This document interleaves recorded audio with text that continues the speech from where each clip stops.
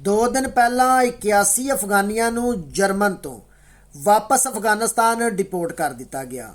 German ਦੇ news channel ਸਮੇਤ तमाम ਅਖਬਾਰਾਂ ਨੇ ਤਾਰਕਿਨੇ ਵਤਨ ਦੇ ਹਵਾਲੇ ਨਾਲ ਹੀ ਮੇਨ ਹੈਡਲਾਈਨ ਲਿਖੀ ਔਰ ਡਿਪੋਰਟੇਸ਼ਨ ਦੇ ਹਵਾਲੇ ਨਾਲ ਵਜ਼ਾਹਤ ਕਰ ਦਿੱਤੀ ਕਿ ਅਗਰ ਜਰਮਨ ਦੇ ਅੰਦਰ ਕੋਈ ਵੀ ਫਰਦ ਜਿਹੜਾ ਕਿ ਅਸਾਈਲਮ ਰੱਖਣ ਦਾ ਹੱਕ ਨਾ ਰੱਖਦਾ ਹੋਇਆ ਜਾਂ ਜਿਹਦੀ ਅਸਾਈਲਮ ਕੈਂਸਲ ਹੋ ਜਾਏਗੀ ਜਾਂ ਫਿਰ ਉਹ ਅਫਰਾਦ ਜਿਹੜੇ ਕਿਸੇ ਵੀ ਕ੍ਰਿਮੀਨਲ ਰਿਕਾਰਡ ਦਾ ਹਿੱਸਾ ਹੋਣਗੇ ਜਾਂ ਕਿਸੇ ਵੀ ਜਰਾਇਮ ਦੇ ਵਿੱਚ ਮਲਵਸ ਪਾਏ ਜਾਣਗੇ, ਉਹਨਾਂ ਨੂੰ ਜਰਮਨ ਤੋਂ ਡਿਪੋਰਟ ਕਰ ਦਿੱਤਾ ਜਾਏਗਾ ਉਹਨਾਂ ਦੇ ਮੁਲਕ ਦੇ ਅੰਦਰ।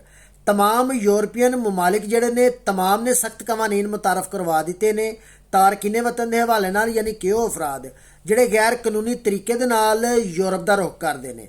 ਤੁਸੀਂ ਵੇਖੋ ਕਿ ਯੂਨਾਨ ਦੇ ਅੰਦਰ ਹੀ ਨਹੀਂ ਡਿਪੋਰਟੇਸ਼ਨ ਹੋ ਰਹੀ ਬਲਕਿ तमाम ਮਮਾਲਿਕ ਜਿਹੜੇ ਨੇ ਉਹ ਮੁਸਲਸਲ ਔਰ ਗਾਏ ਬਗਾਏ ਆਵਾਮ ਨੂੰ ਡਿਪੋਰਟ ਕਰ ਰਹੇ ਨੇ, ਚਾਹੇ ਕੋਈ ਪਾਕਿਸਤਾਨੀ ਹੈ, ਇੰਡੀਅਨ ਹੈ, ਅਫਗਾਨੀ ਜਾਂ ਕਿਸੇ ਵੀ ਕੋਈ ਕੰਟਰੀ ਤੋਂ ਬਿਲੋਂਗ ਕਰਦਾ ਹੈ।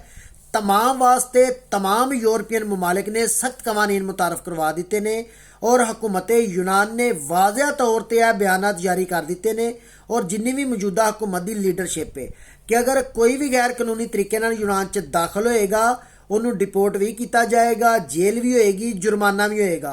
उस फर्द वास्ते यूनान च कोई जगह नहीं है। हत्ता कि इत्थों तक भी सख्त कवानीन मुतारफ करवाए जा चुके हैं कि अगर कोई भी गैर कानूनी तरीके नाल यूनान च दाखिल होंदा और अगर तुसीं उन्हें अपने घर भी रखोगे और दुराने चैकिंग अगर वो बंदा तुहाडे घर चों फड़िया जाएगा तो तुहाडे वास्ते भी मुश्किल होएगी। हो सकता कि तुहानूं भी उस फर्द नाल डिपोर्ट कर दिता जाए। लिहाजा यूरोप के अंदर तारकिने वतन के हवाले नाल बहुत ज़्यादा मुश्किलां वध रही ने दिन ब दिन। अल्लाह ताला की ज़ात अगे दुआ है कि तमाम तारकिने वतन की मुश्किलात नूं आसान फरमाए। आमीन या रब्बुल आलमीन।